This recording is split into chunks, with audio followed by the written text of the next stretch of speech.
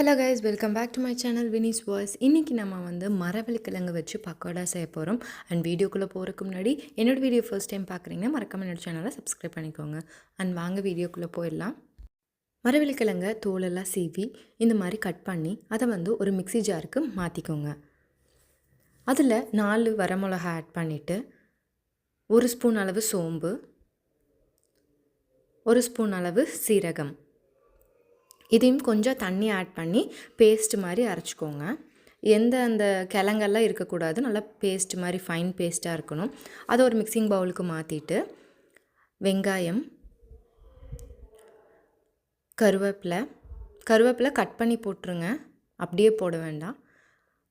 ஒரு ஸ்பூன் அளவு கார்ன்ஃப்ளவர் மாவு, அதுக்கப்புறம் 1.5 ஸ்பூன் அளவு கடலை மாவு, அதுக்கப்புறம் 1 ஸ்பூன் அளவு அரிசி மாவு,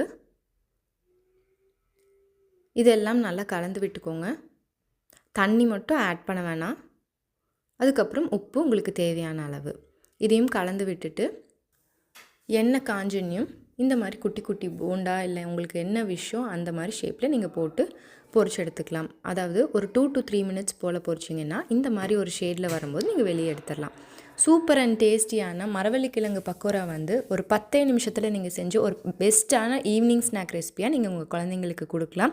அண்ட் இந்த மாதிரி மோர் வீடியோஸ்க்கு என்னோடய சேனலை மறக்காமல் சப்ஸ்கிரைப் பண்ணிக்கோங்க. அண்ட் பக்கத்தில் இருக்க பெல் ஐக்கானை ப்ரெஸ் பண்ணால் தான் நான் போடுற வீடியோஸோட நோட்டிஃபிகேஷன்ஸ் உங்களுக்கு கிடைக்கும். And see you, bye.